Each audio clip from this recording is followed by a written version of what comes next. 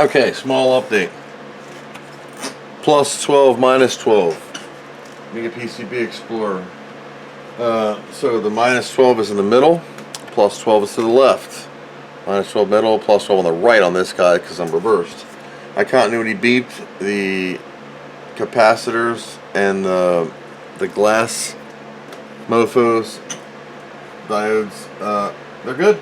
That power supply literally fried, burnt, stink. It doesn't turn on anymore, minus intermittent blips.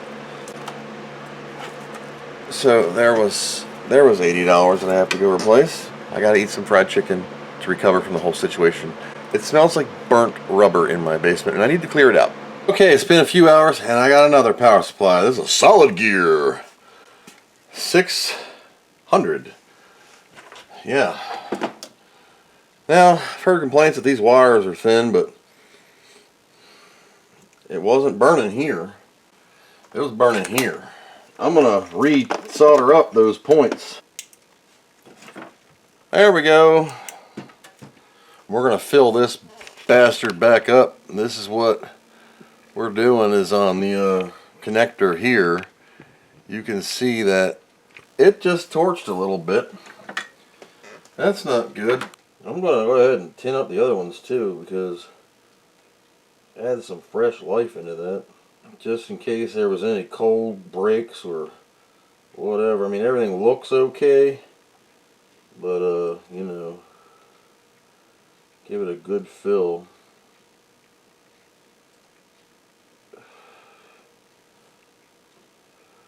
Alright, so that takes care of that. Here we go, watching this carefully.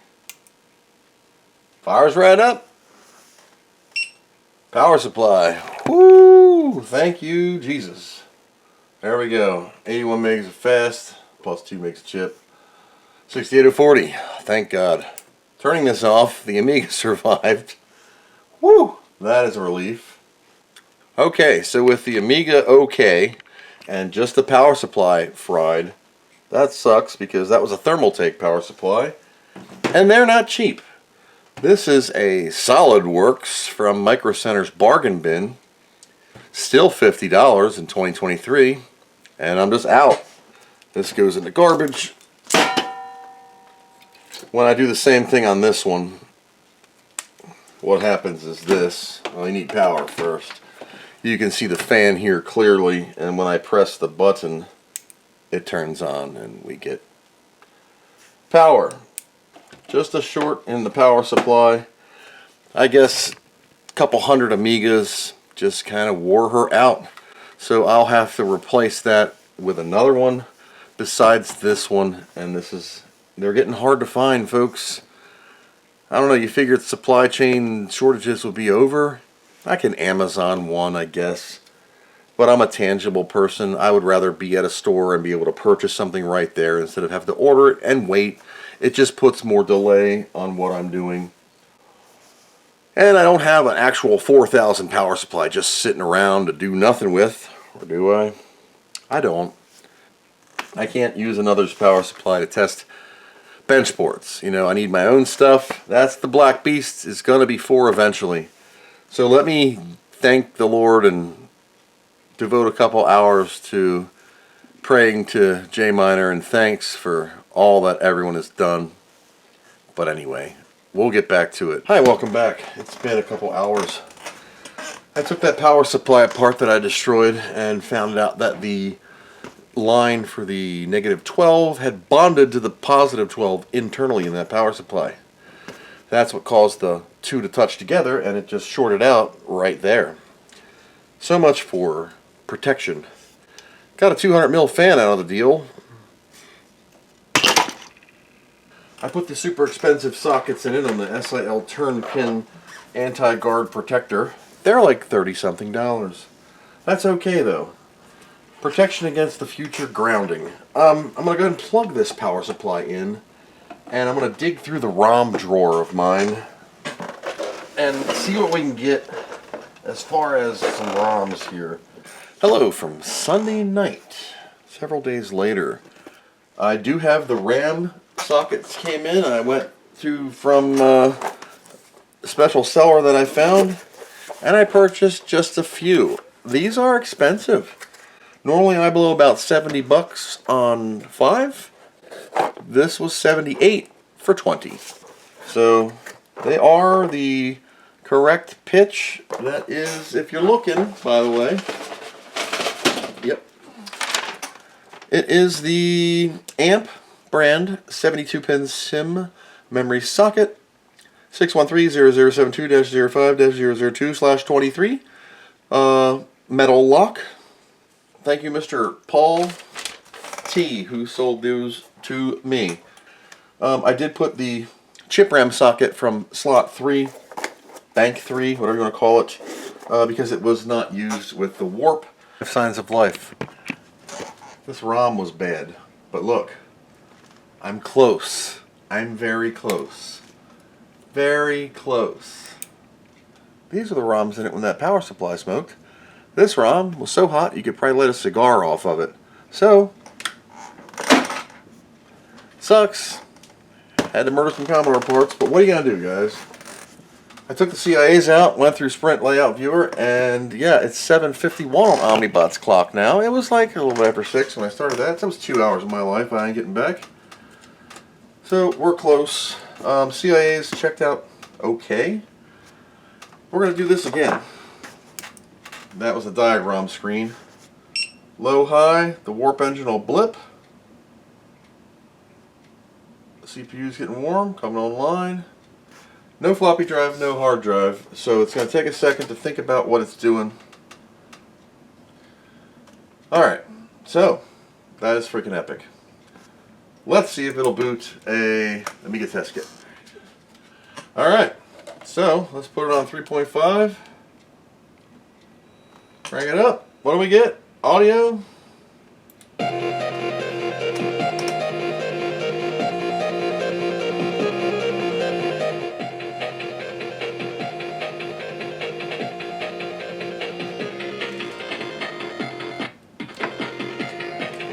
Sounds a little weird to me.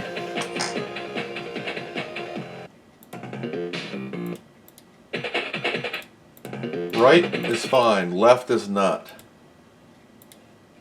It's there, but it's weak as heck. I can fix audio. That's probably an op amp. I have a ton of them. CIAs and a more friendly NTSC. They're brand new. Cool. Now, since I had 2 blown CIAs, a ROM that was blown, the power supply blew up. We lost the ROM socket. Blah blah blee blee blee blee blue. Yeah, 96 in the Warp Engine 2 Mega chip. Yeah, cool. It's been several months since I've gotten any life out of this board, and thank goodness for that. CIAs are getting expensive, guys. If you got any you don't want, need, get some dead boards with good chips, and you feel like helping out others, they're not for me, they're for everybody else. All my stuff's working. All the parts and funds that I get, I use to buy more parts, like sockets and more capacitors, because I forgot a couple values, so just a couple, just $100 worth, and that's that. Just gonna boot install 314. So thanks to you and the community, you guys know who you are, that continue to help this noggin when it runs out of fluid. I do so many, I forget what I do. I write things down, so I have to make YouTube videos so I can remember what the heck I did for the future. There we go. Today's interrupter is brought to you by Mr. Keith R. in Canada. Hey Keith. Working on your Amiga 3000. But are we done? No. We have to test the Zorro bus because we could have some other blown things that I don't know about. We're going to double mouse button this bad boy and wait for the warp. There's the warp. Well, or not. Well, FU Zorro card.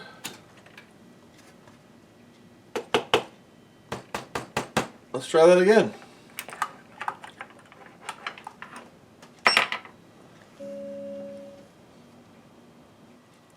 Yeah, Yeah, look at that. Some funky ass video here. Let's give this a Nintendo. That's good. Great. Alright, so we have an issue. It boots without the card in. What in the heck? Okay, this has got me perplexed. If I put this in, the graphics get garbled. How are these caps looking? Well, wait a minute, there's a piece of tape. Huh, there's a piece of tape over a pin. You've got to be kidding me. Yeah, check that. No. What in the heck? What the heck, man?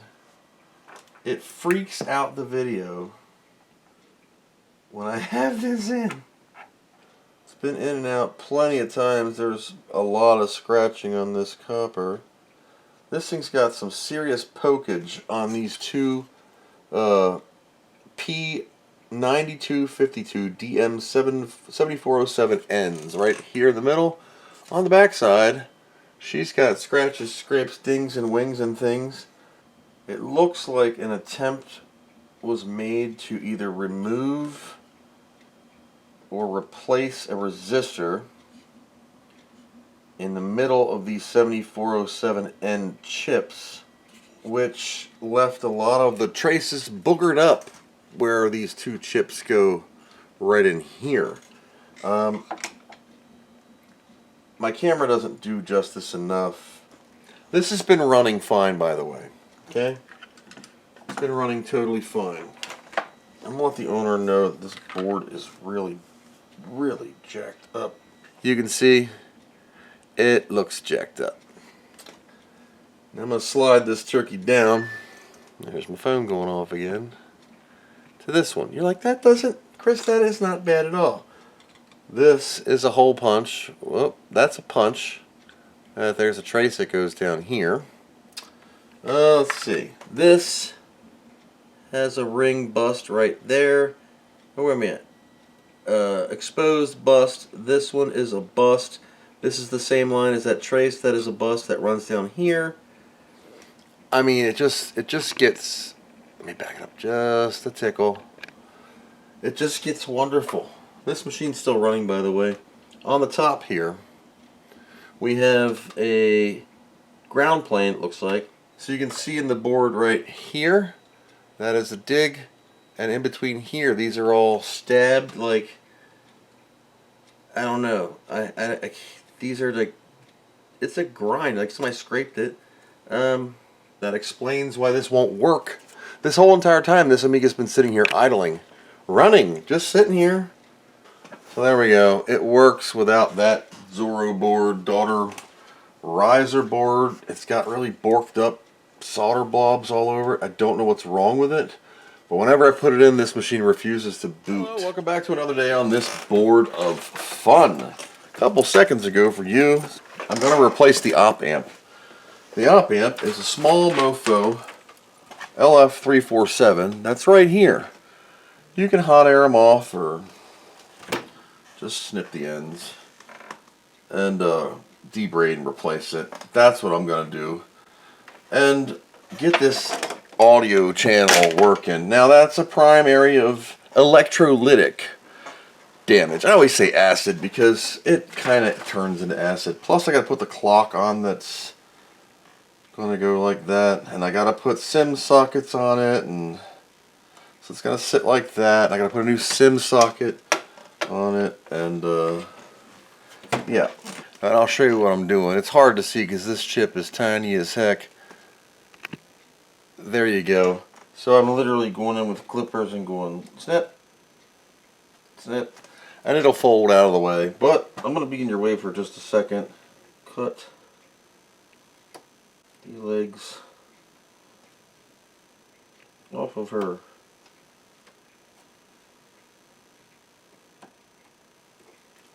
There you go. See that? That way, pop goes the weasel. And then you can see there's crap underneath of it that you would have never saw. Oh yeah. So we'll toss that out. But this is just my way of doing a chip removal that's in a questionable area. You don't have to do this way. You can hot air it off and take 10 minutes of time, Captain Tape it, or you can take 5 seconds and snip her lips.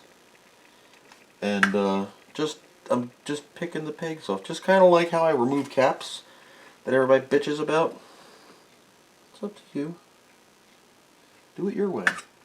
This is my way.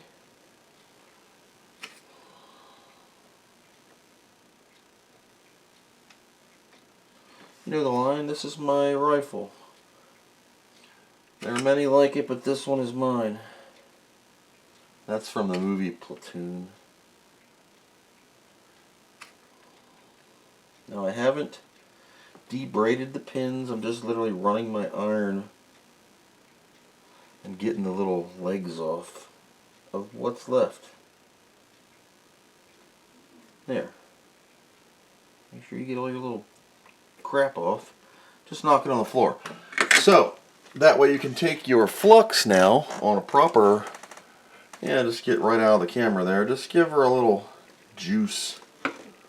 And then you can take your debrader of choice.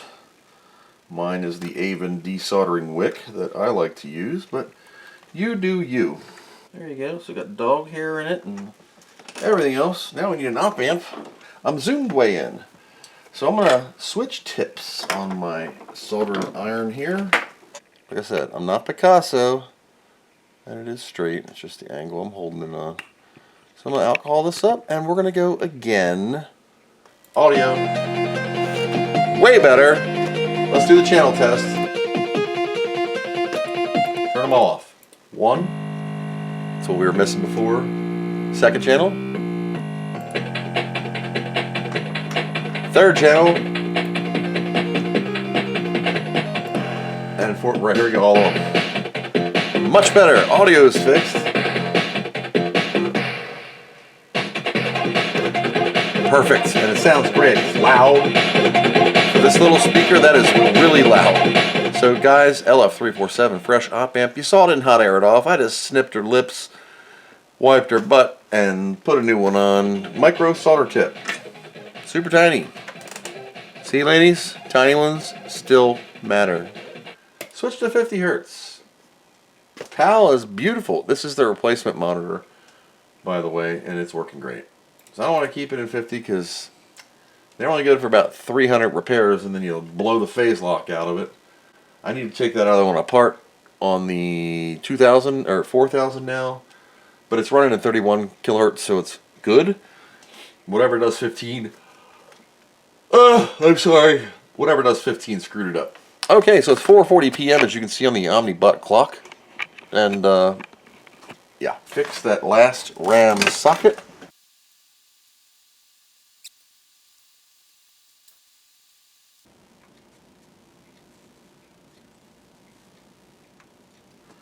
Ta-da! One RAM socket. Alright. Spray that down with the high test. Get Mona's toothbrush. Give her a flux wash. Just to get the scuzz off.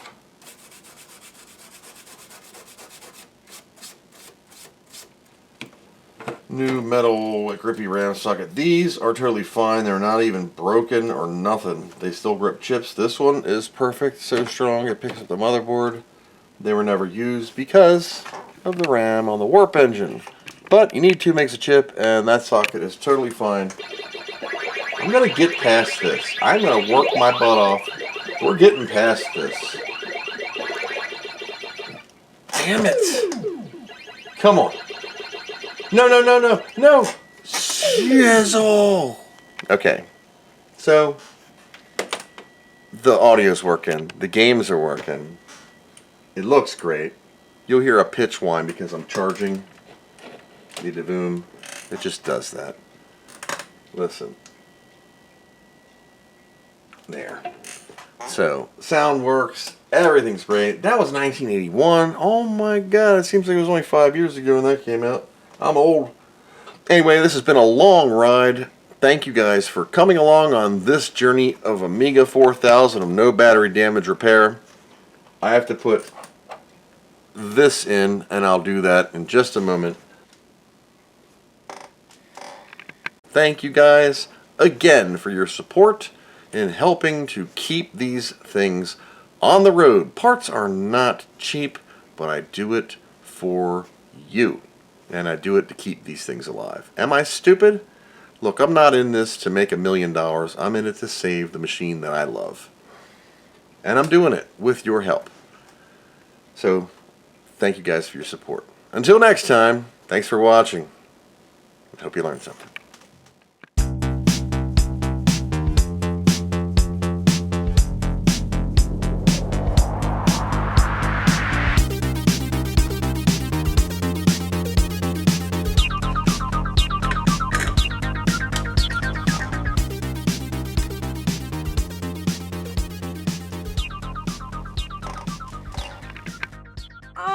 What do you know from funny, you bastard?